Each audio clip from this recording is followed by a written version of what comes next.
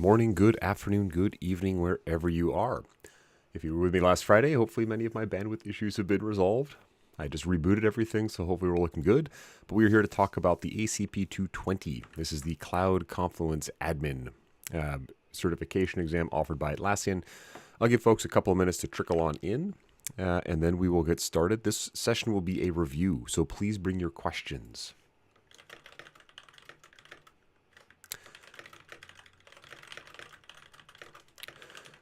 Just a quick question for folks as they trickle on in. We've had 8 sessions before this, which is pretty crazy. So just curious how many sessions folks have managed to make over the past pretty much 3 months.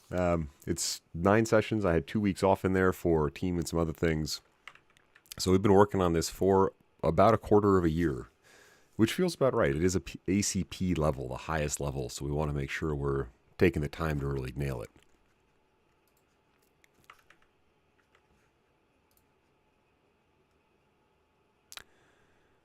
All right, and if folks could give me a quick thumbs up that y'all can hear me in the chat, because I can't tell if I'm all by myself.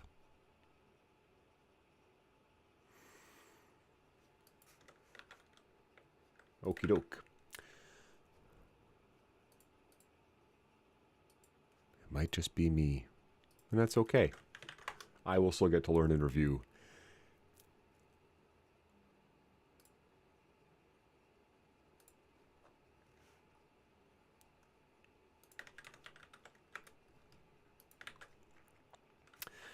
All right, folks, we are going to get started.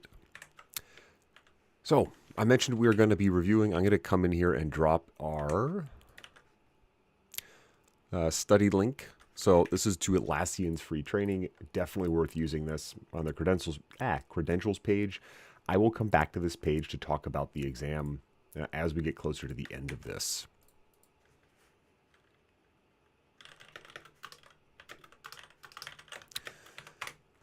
But as a reminder, please use the chat to communicate. Let me know your questions, especially in this review session. And of course, like and subscribe. This is now my job. So appreciate any support y'all can give me. So, Atlassian certification. We're going to take a look at the exam details. And this is basically how I'll split up our time. Or try to split up our time. Access and permissions is a single biggest chunk. So we're going to dig a lot into permissions both at the site level, but mainly at the space level. Much of this exam and content is going to cover space level things. How do we help a space admin or help people get into individual spaces? There is some that covers site level, but really we're focusing on how do we help the average user access something, and then how do we help out those space admins. So we'll spend a lot of time on access and permissions, and then I'll just kind of go down the line. Please let me know if there's specific areas you want me to really look into, though, just so I can make sure I focus in on that. But popping over to Confluence, this is our cloud instance. I'll start out at the app admin level. So this is across the app, and as the app admin, I have some access to doing things. Now, one tool is this user access tool. There's a version of this in Confluence in the spaces, but you can just type in someone's name and download their permissions report, which can be very useful, but also look at a particular piece of content. Do I have anything interesting to take a look at?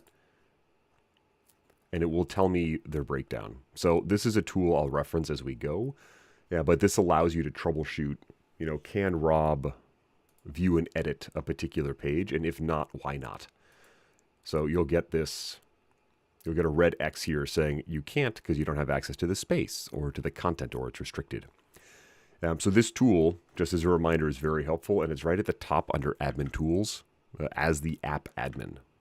There's also an Inspect Permissions tool that can be available. So across all of Confluence, we have these global permissions. There's really only 2. We've got Personal Space, and we've got Create Space. Most groups or organizations, companies, most groups using Confluence, I have to use a term that doesn't mean something in Atlassian, allow a personal space, and again, this is the one named after you. The create a space permission is the one that's usually restricted. And this is what allows you to make a brand new space. So practically we restrict this. And this one may show up on your exam, like why can someone do this or not. The important thing to remember about both of these, it's controlled by group. So I can't add an individual here. Unlike my space permissions, which we'll jump into in a minute, I have to add a group. And this is where my relationship with my org admin is really important. They will be able to build the groups and, more importantly, name them. So as a Confluence admin, I don't know who's in this group other than the name. And on this menu, I can click to see. This is one of the few places where we can expand and see group membership. Usually what ends up happening is we just see the name Confluence admins, Atlassian, whatever. We kind of just have to know or guess who's in that group. So we assign these on the group level. There are also other permissions at the global level, things like adding in guests. Some of these do require us to work with our org admin. This is one of them. Excuse me. Org admins can put in guests. So I also happen to be an org admin, but I'm going to open this up real quick.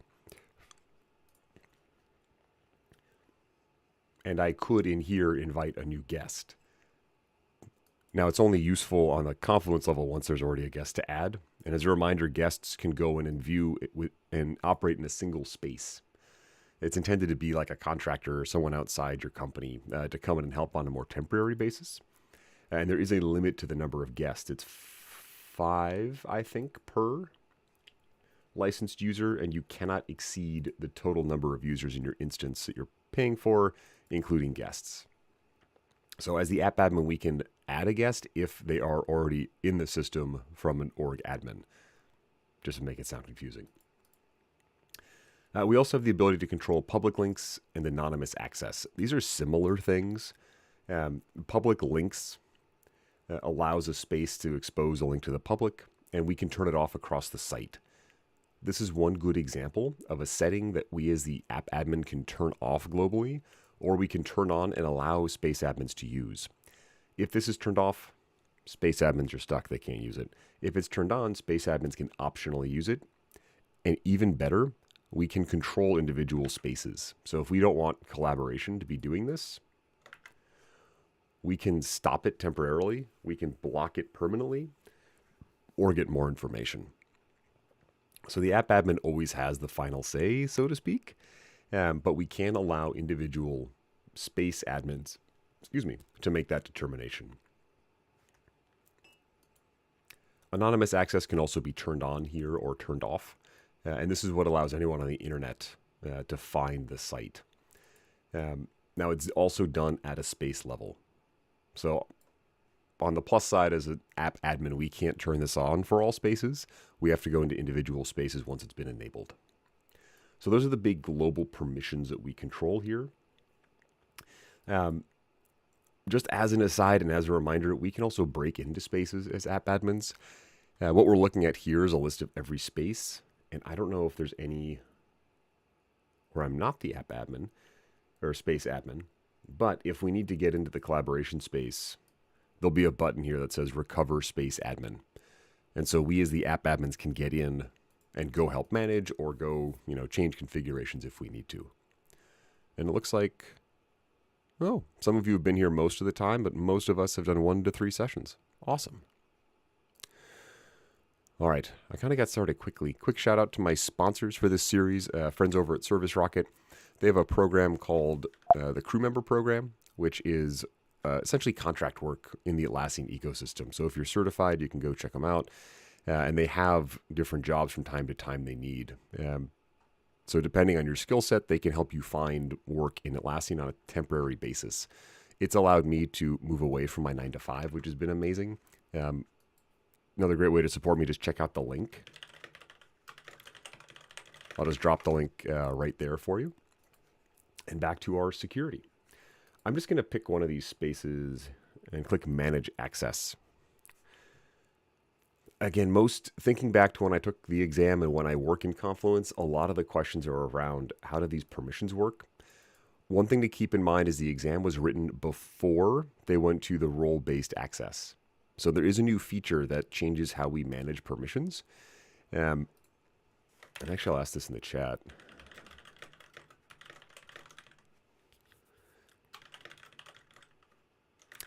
Maybe we'll just drop a poll. Curious if folks have used the new role-based access, and if so, what it's been like.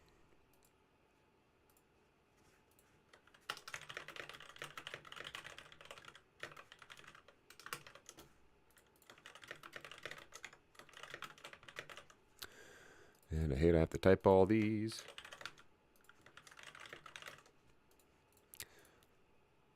It is still in beta, so many groups haven't even turned it on. So most of us will probably be looking at this.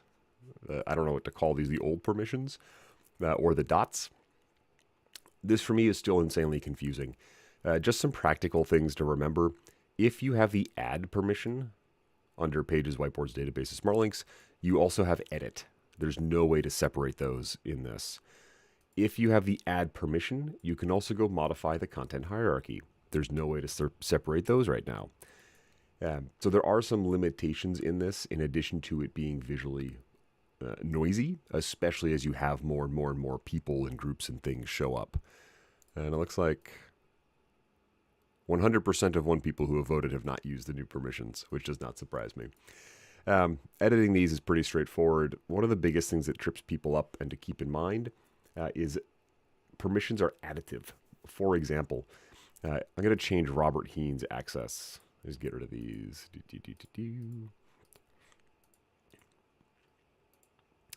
So here I can see there's this person, Robert Heen, and they have some permissions: view all, delete own, attachments, restrictions, etc.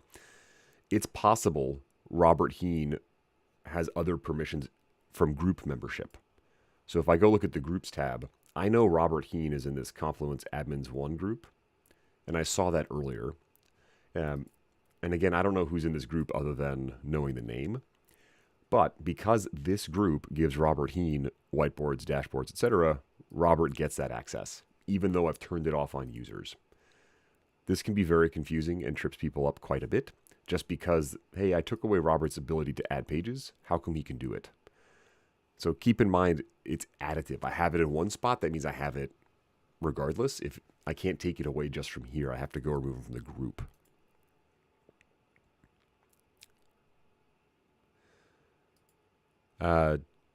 JUKRMP is saying, oh, when the new permissions were activated, page permissions were affected. Huh.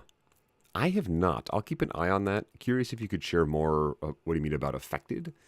It shouldn't impact restrictions, which are the page level. And that's an important thing to remember. Permissions handle like space level access and abilities.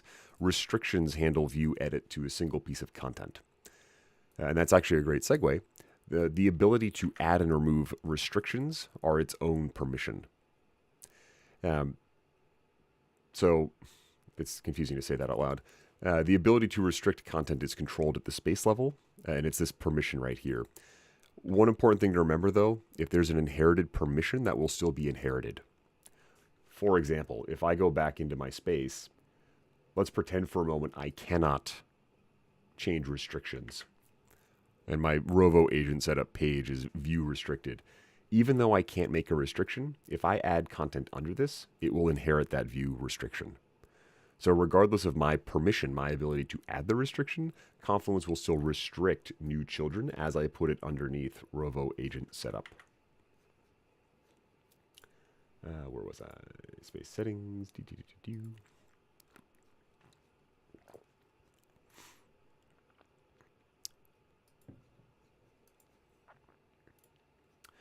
So that's one big confusion or frustration between these. We can also copy permissions between spaces. There is a default setup, and I'll pop back over to my administration. And for folks who have joined us, welcome. We're here to review the ACP-220. So I'm just starting with permissions, the single biggest part of this thing. I think it's under, not there. There we go. Space permissions. So under my space permissions, I've got a default list of what spaces get. So this is what the space receives when it's created. This is beneficial because I know that every brand new space gets this layout. I can also default the public links on or off.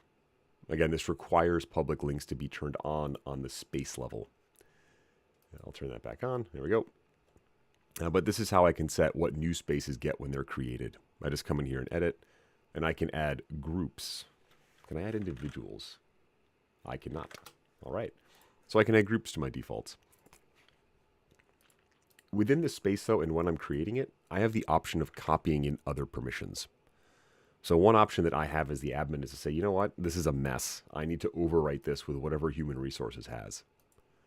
And then when I hit apply, it's just this nice warning, hey, you can't change this. Or like once this is done, there's no Command Z, there's no undo button.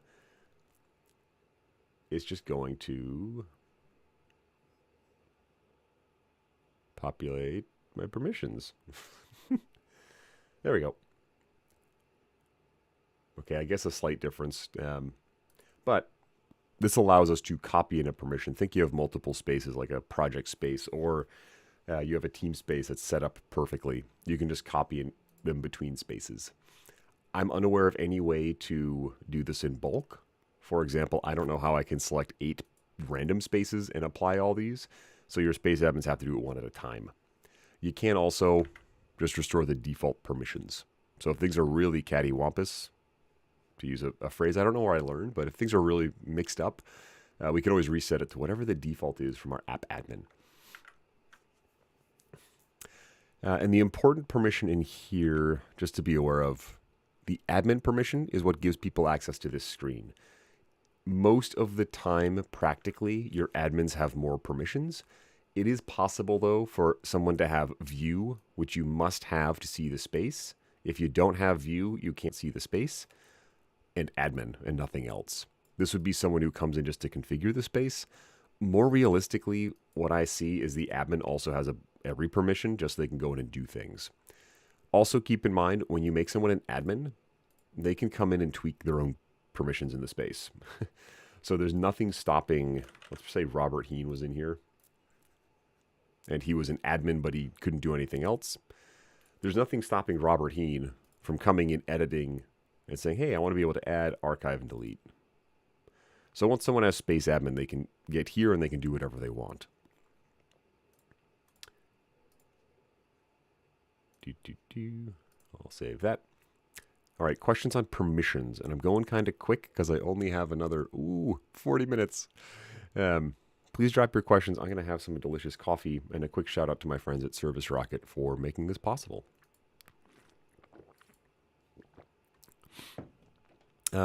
JUK, about your question on the new permissions, I've got a Discord server where folks share challenges, ideas, etc. Feel free to pop in there, and if you are comfortable adding more information, I'd love to help you untangle that, just because I have not experienced that, and it sounds incredibly frustrating.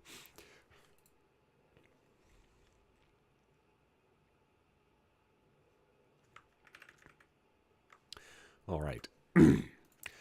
So we're going to go one level down and just take a look at restrictions. So again, the permissions are across the space. The restriction is on individual content. Keep in mind, app admins have a feature called the admin key that allows them to open any restricted content. So by default, or actually, what's a good way to put this? If I restrict this, it will block everyone from seeing it unless they're on this list. This includes my admins. App admins, however, can go in and view this using a special feature called the admin key. If you use that, it's logged. So Confluence will record Robert used the admin key to get into this page. So keep in mind, pretty much everything we do ends up in the audit log. This makes a lot of sense. We want to make sure we're all above board. But just know if you have to use that tool, it does get recorded. I'm going to drop a quick poll while I'm wrapping up on restrictions.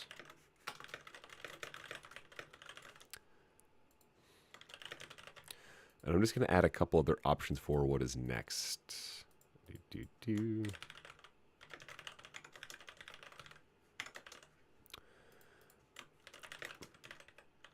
if anyone has better ideas on how to do these polls, I would be all ears. There's 2 basic restrictions, view and edit. I gotta find someone, Alana, I think. I forget who all my fake people are in here.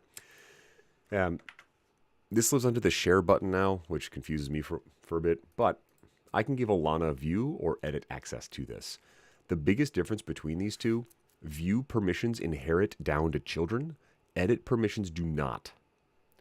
So actually let me go, I've got my Rovo agent set up, has a child page.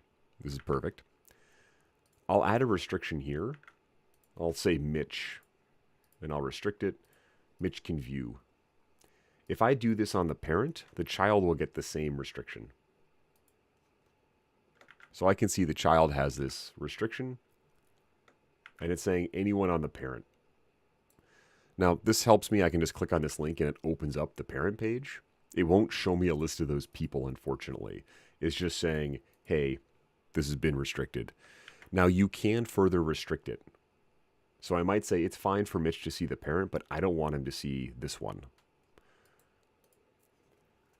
If I go to the parent, though, and I change this to Mitch can edit, that doesn't mean he'll be able to also edit the child. So view restrictions are always inherited down. Edit permissions have to be manually added to children. That's the biggest thing to remember. Also, clicking and dragging will update restrictions. So if I can come in here and move the content hierarchy, other children that are added will be restricted. And there is an interplay with restrictions and archiving. Now, if I delete a page and restore it, I can lose the restrictions. If I archive the page,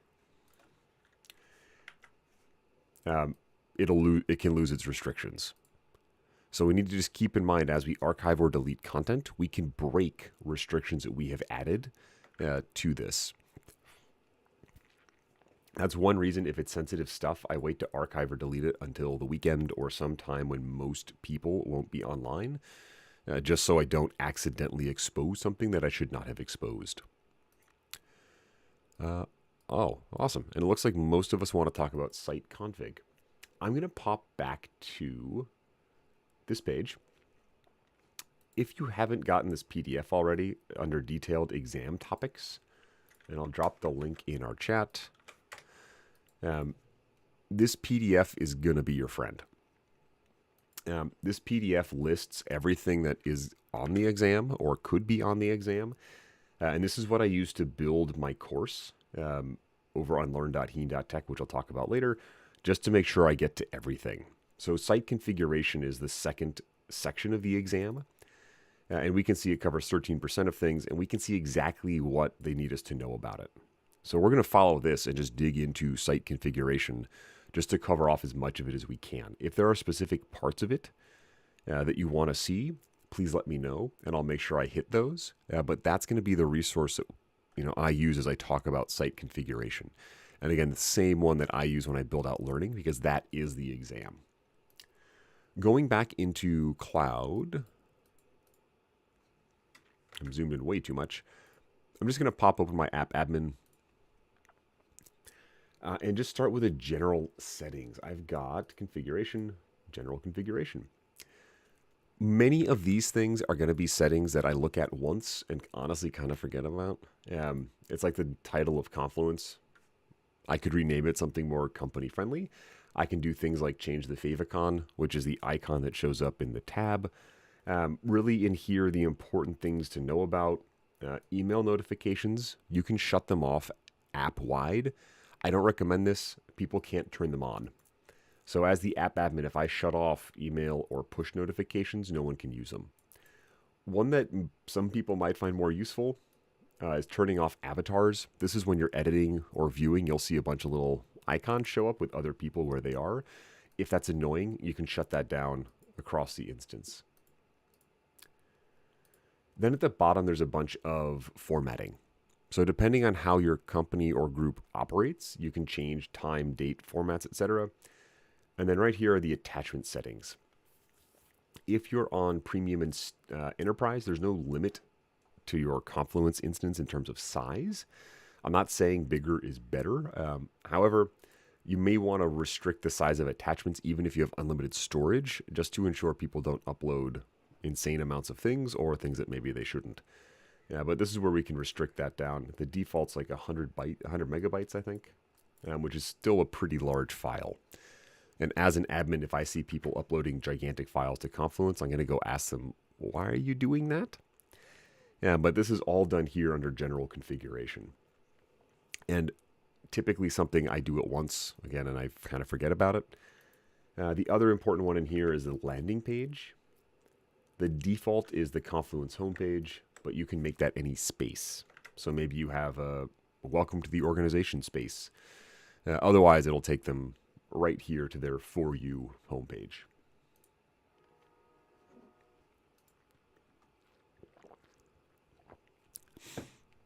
All right.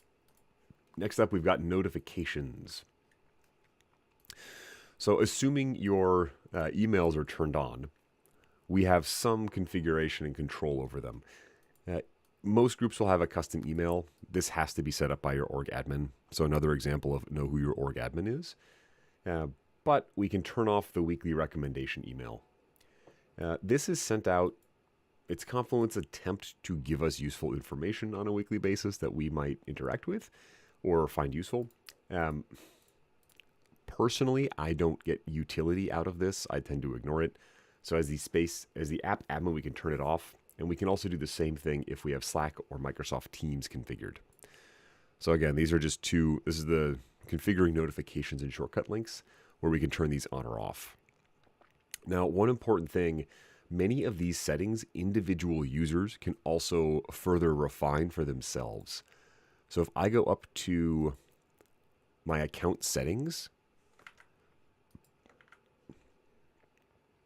I, as an individual user, might say, you know what? I'm going to go into my email. Oh, I'm in the wrong one. I always get in the wrong one. I want my Confluence personal settings. I think they've done a less than ideal job of this menu. The account settings at the top are for your Atlassian account. The personal settings at the bottom are for Confluence settings. All right. So as an individual user, I can go and edit my settings. Keep in mind, I'll be restricted by whatever the space admin has set. So if the space admin turns off recommended updates, I will not be able to turn them back on. However, if they're allowed, if they're turned on, I can turn them off if I don't want them. So typically groups we'll just leave these on and hope that individuals flip them off. Questions around personal settings, we can expect to see questions about personal settings on the exam. So take some time to review the personal settings in Confluence just to see what they can turn on and off. There's a lot of stuff in here. We don't have to memorize it, but we kind of have to generally know what's in here, both from a, hey, I need to pass the exam, but also from a, I use this and I want to help other people. I didn't know those settings existed for a while, and it made it very annoying to deal with Confluence just because I didn't know how to turn them off. All right, moving forward.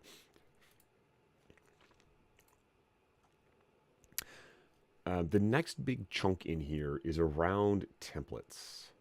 Here we are. Now, as an app admin, we can create a global template, and global templates apply to every space. I go back and forth with these.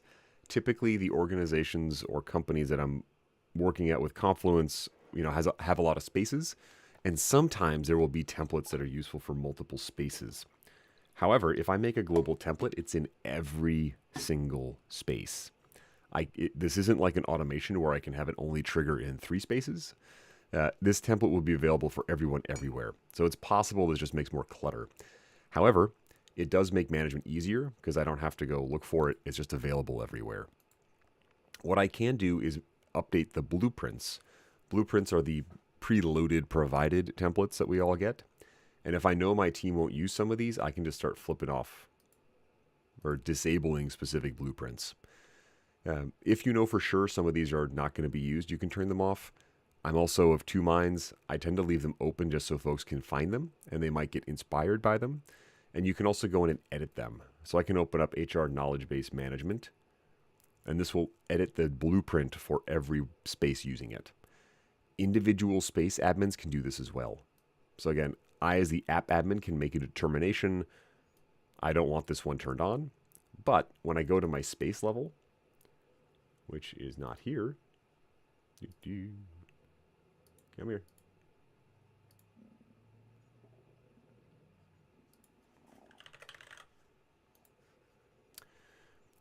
I have a very similar menu. Now, these templates at the top are just in the space. So that's why I didn't see them as an app admin.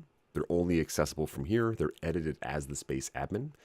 And then at the bottom, I have these blueprints. And if I scroll down, I should find a bunch that I turned off. No. Here, let's turn that one off, see what happens. But at the space level, I can also go through and start... Oh, it disappeared. The HR knowledge base one isn't even visible anymore. Okay, good.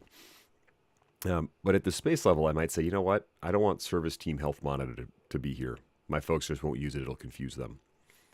This is where, as the app admin or as the person with more knowledge, you know, it's on us to go talk to space admins and help train them up on what do you need to know, and really empower them to make these decisions so we don't have to do it for everybody.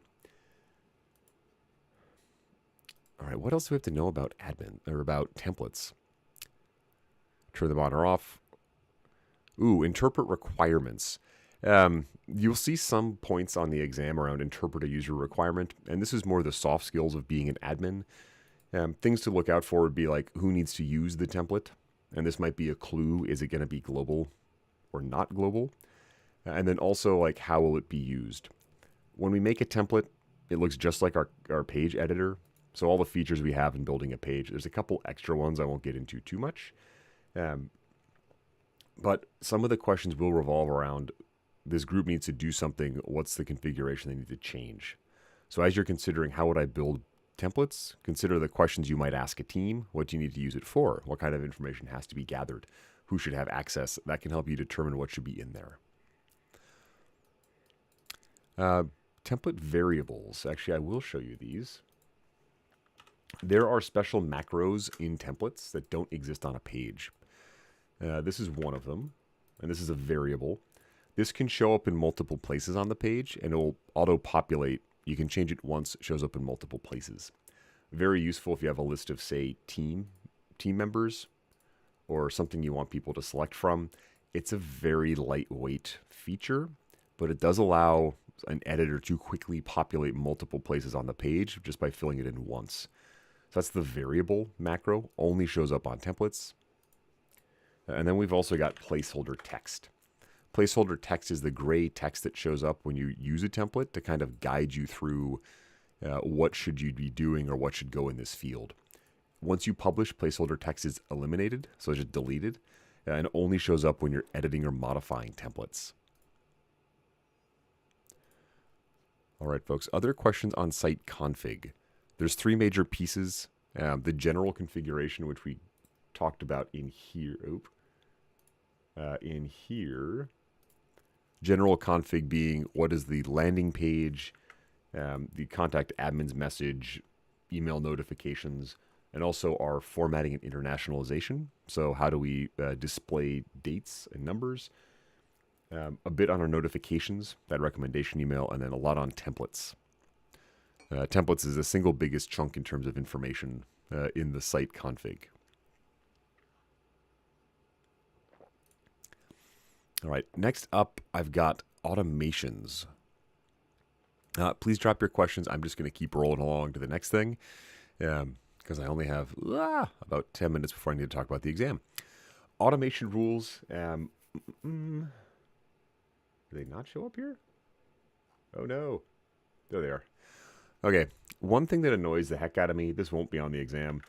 If you notice on the admin sidebar, there's some sections like monitoring and admin tools, and then there are these drop downs at the bottom. Automations lives at the top. The little search bar under settings will not find automation because it's not in a setting. This just drives me crazy. I keep forgetting where things live. Automations allow us to... I need to find a way to describe this without saying automate things. But automations allow the system to take action on our behalf. Now, there's some automations in here. I'll just open up this one as an example. Every automation must have a trigger. And you may get questions on the exam that show you an automation and ask you to like determine what something is. You may get questions on the exam around, what can or should be automated. You might get questions on the exam around troubleshooting automations. So I'll cover all of those things as we go. But we've got this trigger. When should the automation kick off?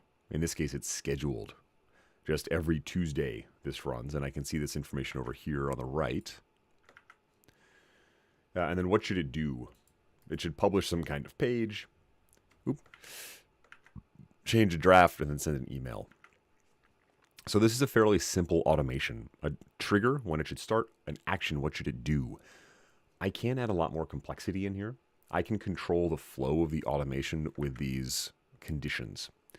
So in Confluence, a good example of a condition might be a page condition, something about the title. If it's a meeting notes, I want a certain label automatically attached. Just do that for me. The conditions let us control the flow of the automation, and I'm keeping the examples fairly generic, just so our thinking doesn't get stuck on, oh, it's got to be this one thing. But if there's a specific automation use case, please let me know, and I can try to dig into that a bit. But we can control the flow of it. Think of this just like a series of steps in a process. If I have, Justin helping me out, I might say, hey, every Tuesday when you get in, I need you to go make a new page for me with this title, and then change the status, and then send me an email. So I think about the building automations like explaining something to a person step by step. If I add the condition, it might be, hey, every Monday, every morning at Tuesday, if you see a page with meeting notes in it, then do these things. So that helps me break down the automation, especially when someone's trying to describe one to me. Like, hey, I need help building this. I say, hey, can you explain it in a sentence? Now, kind of to that vein, Rovo does appear in here for making automations, and I'm just calling this out. I don't believe this is on the exam, but we can build automations using Rovo, so natural language. Just type in what you want it to do. So that's a great starting point. There are also automation templates. We don't have to memorize these for the exam or anything. We need to know they exist, though, and that they are a good starting point for building out automations. Also, on a practical level, they keep adding more and more of these, so we as human admin should be looking in here every once in a while just to see what has been added, what other new exciting things are there. Okay, I think, let's see. Ooh, importing and exporting rules. So currently I'm in here as a space admin, and this restricts my access to just automations in the space. If I go in as the app admin, I can see every automation. So I'll pop over I'll stay in the space actually. I have the ability to export automations, and this will download a JSON file. The annoying thing is I, as a space admin, cannot upload automations. So I don't understand why. I kind of get it in terms of you don't want your space admins just blindly uploading files they find on the internet kind of thing. But it is frustrating because my space admins can save a copy of their automation, basically, but they cannot re-import it if something breaks. App admins, however, if they go to their automations, can import those JSON files up under more actions. So it's possible to share automations between instances very easily this way. I wouldn't necessarily do that, to move an automation between spaces. I'll show you a trick for that in just a minute. But keep in mind, space admins can export, app admins can import and export. I just clicked on global configuration. There's a thing called a smart button that is relatively new. This is effectively a macro that we're going to go take a quick look at that people can use to, edit, trigger an automation. Now I'm calling this out specifically because it's listed on the list of things in the exam. But this adds a button to a screen that can trigger an automation. Maybe I need to change the owner and send an email. This is a step towards making automations a bit easier to use. You'll see I now have this kind of configuration I can do. Who should the owner be? Where should the email go? So I can optionally allow this to happen as an app admin. And this makes them more accessible because now instead of having to find my space admin to go make an automation that reassigns it to Rob or whoever, I can allow users to create a button that when they click on it, it takes some action for them and they can configure it to some extent. They can't change the logic or the flow of the automation, but it does allow them to put in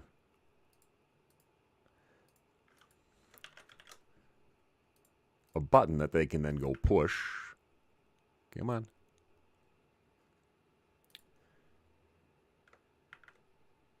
Oh, I thought I just configured it. The smart buttons will show up on screen that then people can just push to take some kind of action. Well, I guess I didn't save it. Whoopsie. Oh, there's a save button way at the bottom. That's annoying. Again, relatively new feature. We should just be aware of it. Can be flipped off at the app level, so we can disable that feature. Audit log, and then I need to talk about the exam. The audit log just triggers or records every time something happens with an automation. What we're seeing in this case, that at the bottom, and there's not much in here because it's a fairly new instance, I can see that there is a configuration change, and I can see these automations ran successfully. One important thing to know in here is it shows you how long it took. And this can be an indication of your automation might be too complex, there might be too much stuff going on. So I keep an eye on that total runtime just to help me identify automations I can go optimize. I can also see each step of the automation. So it was scheduled, great, it ran, it published this page, here's the page in the space, here's the status it changed to, and here's an email that it sent. So the audit log's recording everything. I believe it, like all the audit logs, keeps it for a year. I can filter, looking for certain dates or times, a status, the actions it took, etc. But this is a very important tool in figuring out, hey, what happened? Why did this automation fail? Which step did it get to? We can insert a step in the automation that writes something to the log, which can be useful. And I'm just calling this out more as a practical, hey, as an admin, this is useful. So under actions, there is log action. And this lets me put in text into that audit log to help me understand how far something got, or maybe if something gets stuck. All right, parting shot on automations. Automations can have scope. Now, the scope is what tells it where it is allowed to run. Space admins can make automations, but they're only ever scoped to the space they're created in. So space admins can only make automations within the space that they're the admin for. App admins, however, can change the scope to be multiple spaces, and I can select, wrong one. I can select which spaces it's allowed to run in, or I can make it global. It runs everywhere. So as an app admin, I have these options for the scope. Additionally, automations have an owner. This is, as far as the system is concerned, this is who gets the emails if something breaks. But it's also the human I go to if I have questions about the automation. So it's kind of like a page owner. It doesn't do much on its own, but it just tells other people, hey, Robert Heen owns this. Go talk to him with problems. And then we have some controls over things like what happens if there's an email or an error, and then who can edit. I typically allow all admins. I don't have too many issues of people changing my automations, but we can stop this. And this last box is important as well. Automations will not trigger other automations unless you let them. This can be problematic because then you can have automations just triggering each other endlessly. If you're on something like standard or free, you're going to run out of automation runs very quickly. So I typically never ever check this box unless I absolutely need to. All right, folks. Other questions? Chat's pretty quiet, which is completely okay. Quick coffee break for Rob, and a shout out to my sponsors, Service Rocket. Check out the QR code under me. They have a crew member program, a great way to find contract or temporary work in the Atlassian ecosystem. They've helped me actually get away from a 9-to-5 job by giving me some hours of work, which lets me do that instead of being, I'll use the phrase, chained to a desk all day. Instead, I'm chained to this desk, and I'm my own boss. Oop, I forgot my coffee. All right. Going back to our certification page, this page has everything we need about the exam. So I'll first talk through just what we expect on it. There'll be up to 70 questions, and we have 3 hours. So we get something like 3 minutes per question, roughly. Call it 2.5 minutes. That is a lot of time. It's very easy to look at this exam and go, oh my gosh, that's not a lot of time, and feel that time pressure. But if you feel that when you're considering this, just remind yourself, hey, I've got 3 hours. That's 2.5 minutes to consider each question. There will be some questions you look at and you know right away the answer. There'll be some questions you look at, you're like, ooh, I have no idea, and all in the middle. So again, it's a rough average. Now, everyone also takes tests differently. I tend to go quick, so I need to slow down. Now, when you sit this exam, you'll get one question at a time, and you can move back and forth between them, but you can also flag a question. You can say, hey, I want to come back and look at this one later. I do this a lot. If I don't know the answer fairly quickly, I just push the little flag button, then I move on to the next question. And that reminds me when I try and end the exam, hey, you flagged 7 questions. I can go back and look at them.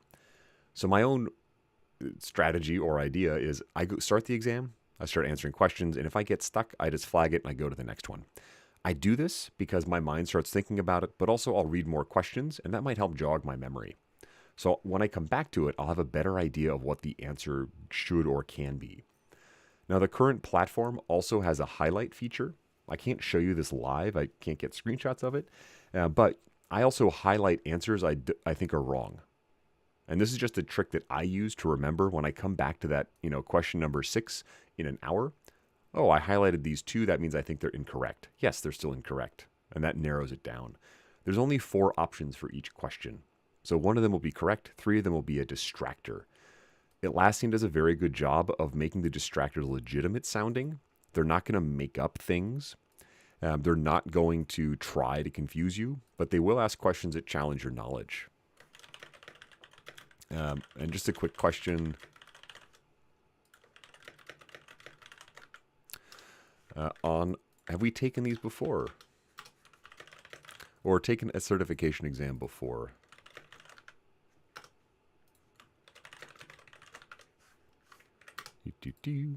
Curious if anyone has taken a certification exam before. Not necessarily Atlassian, but any other group. Now, it is proctored. What this means is there is someone watching you, either physically or through your computer, to make sure you're not cheating, essentially. And we have 2 options. We can go to a testing center, so go to a building somewhere near us, where we sit down in a room and we give someone our cell phone, and we take our exam on a computer, or we do it in the comfort of our own home. I tend to do it at home, and I'll talk about why as we go. To do the exam center, you have to go in person. So for me, it's about a 20-minute drive each way. It's easier for me to do it in my house.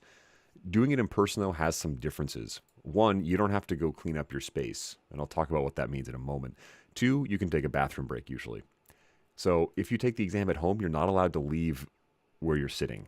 So you're stuck in that chair for 3 hours, or however long it takes you. If you go to the exam center, you can typically get up and use the restroom. So that's a big difference for many people. The exam center is also set up. It'll just have a computer, maybe some scratch paper if you need it. But everything's just ready for you. Taking it at home requires you to have a sterile environment. There can be nothing on your desk, nothing on the walls. They'll check your wrists for watches and your ears for earbuds. And that process can be annoying. You also cannot have anyone enter the room while you're doing it. This includes kids and pets. I don't know why a dog coming into the room would be a problem, but so you have to have a space that no one will enter for the duration of the exam, and that you have cleaned up. And they'll take the camera and ask you to show everything so they know it's clean. So that can be a bit of a pain. I have enough space where I can do that. It's easier for me to clean up my office. It's a good excuse than to drive half an hour to go to wherever the location is. To schedule the exam, they have a whole portal. This portal looks like it's out of the 1990s to me, but it does the job. And this is how we schedule all Atlassian exams. I don't know. I think I have one I could do. At the bottom here, I'll just click schedule and take exam. The process for doing it either in person or at home is pretty much the same. I'm going to go to schedule and new booking. And then it's going to show me all the exams I can take. An important important thing to know, when I say ACA 925, that's the exam, like the physical written exam. The certification is JIRA Service Management, etc. So we are studying for the exam called the ACP-220. but the name of the certification is Confluence Admin for Cloud. I would just click on it. Now, this exam does have a fee. So this one's about $250. This is a great example of if you have a corporate job, talk to your manager about, hey, I want to get this certification. Here's how it's beneficial. Do we have a learning stipend? Many companies do, so I'll encourage you to think about that. On my learning platform, I also have a course on this exam that includes the voucher, and it's a bit of a discount. So there are other ways than just coughing up at $250. There are some ways you can find it or get that. Again, if you are currently employed, one of the best bets is to talk to your manager. I don't know if I can... Nope, I already took this one. I got to go take a different one. Which one have I not taken yet? This one. All right. So if you haven't already taken the exam, you'll be able to continue booking. Now, here I'll do it on site. It's pretty much the same. Keep in mind you cannot cancel. If you cancel or don't show up, you lose your voucher. So they do offer, if you're signing up here, add $30 and you can cancel it early. Personally, I tend to schedule my exams out like 3 or 4 weeks, and I make sure I have the time.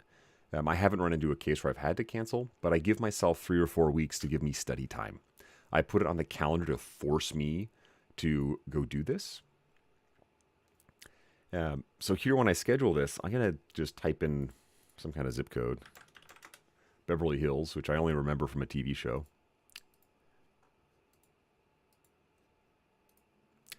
And then it will show me all of the physical testing centers I can go to. And it looks like they found one. And this is why I prefer to do it at home. This is 9 miles from wherever this person lives. That might be too far. They also might not have available dates. Sometimes I look at these and there's just no time available. I have to go out a few months. But if I were to schedule this, I would say, okay, today is the 24th. I'm going to give myself until the 22nd. I'll take it right before Christmas, just to add some pressure. This helps me mentally get ready. It forces me to study because I said, okay, I have paid for the exam. It's scheduled. I have to show up in Glendale at 9 a.m. That helps me just prepare and get ready. So I'll encourage folks, if you're going to take the exam, schedule it out. Give yourself 3, 4, 5 weeks because that'll force you to go do it. Again, only do that if you intend on taking it. But once you make that mental jump of, yes, I want to do this, getting it on the calendar will help things out quite a bit. From here, it's just then paying. So once I hit continue, I'll confirm. They'll take my money. They'll give me a calendar invite. I would show up at Glendale on the 22nd and take my exam. All right, folks. Other questions? And again, it kind of blitzed through a lot of that because I only had an hour. And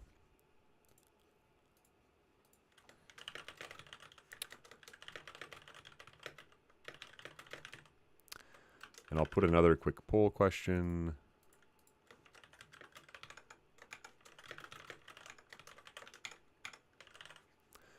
Just, are you going to take the 220? While we see if any questions roll in and I have some more water.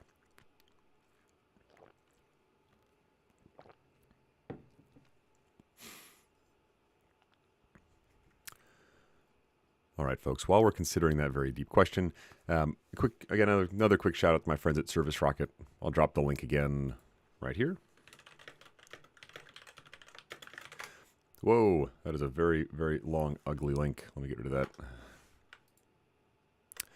I'll also put it up on the screen for us. And I'll get the link so it doesn't look ugly. And again, the Service Rocket's crew member program is for contract part-time work in the Atlassian ecosystem if y'all are looking for something else to do with your time. Yes, soon, and yes, not yet.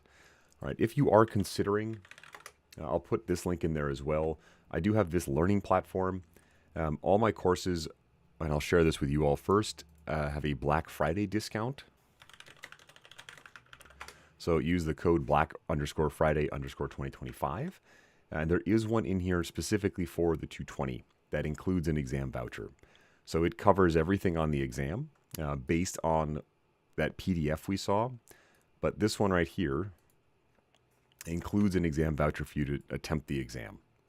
Also includes some practice tests to help you get used to it. So this would be a great resource if you haven't yet pulled the trigger. When you're ready, definitely grab this. Use that Black Friday coupon. It's good until the 5th to get a very nice discount on the course.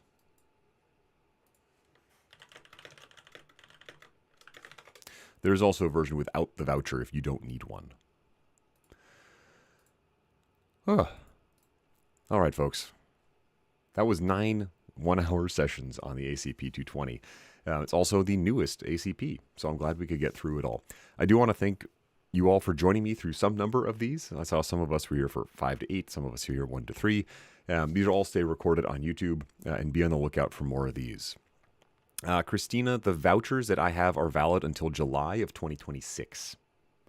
So you have until July of 2026 to sit the exam. So another, I'm bad at math, 8 months? 7 months? Something like that.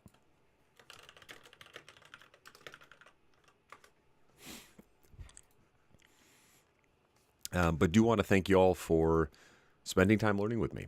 I'll encourage you to keep engaging. You're not alone in this. There's the Atlassian community, which is a great resource. Find me on Discord or LinkedIn or anywhere else. And keep just learning. There's a lot evolving with Atlassian. As we all know, there's new features and things like that role-based access control we saw.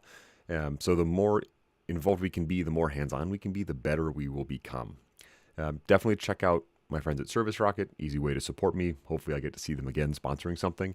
And check out my learning platform. Again, Black Friday sale going on until December 5th. The vouchers there are good until July of next year.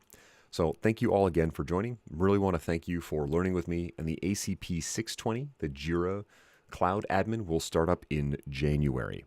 So be on the lookout for that. I'll announce that soon as we go and have links up for folks to join me. But thank you all for joining. Really appreciate you learning, and I'm looking forward to seeing you again soon.